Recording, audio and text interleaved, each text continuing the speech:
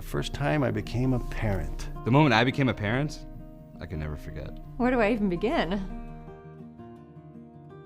One day I went to the hospital and saw my wife there, and she was holding a small wet man that I had never seen before.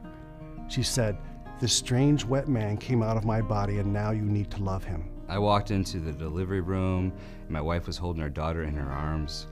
The baby was so small and beautiful, I couldn't believe it. And a doctor took me aside and he said to me, "We've run the tests, and this baby's gonna grow up to rip you in half."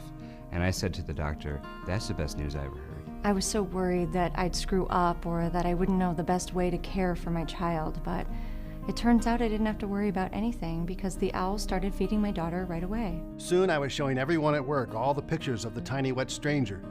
I couldn't stop showing them the pictures.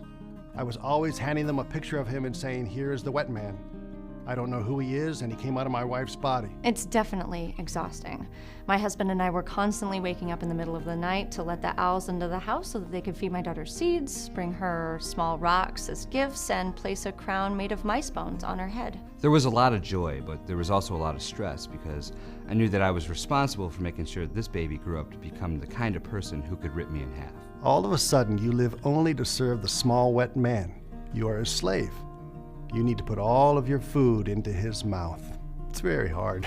It gets very stressful, and it's a lot of hard work, but then you see an owl look into your infant daughter's eyes and shriek, "She has returned," and that makes it all worth it. When a tiny wet stranger comes out of your wife, you have to cherish your time with him because eventually he turns into a big dry doofus, and you have to throw things at him until you're both dead. When my daughter grows up and finally tears me in half, I hope that she throws my right half onto the field at Yankee Stadium because I met my wife at Yankee Stadium. And I hope she throws my left half at a gorilla because gorillas are my favorite animal. I always thought that the day that my daughter was born would always be the greatest day of my life, but I was wrong. The greatest day of my life was when my infant daughter came into my room wearing her crown of mice bones and whispered the word eternity before bursting into a swarm of 1,000 owls. I was so proud.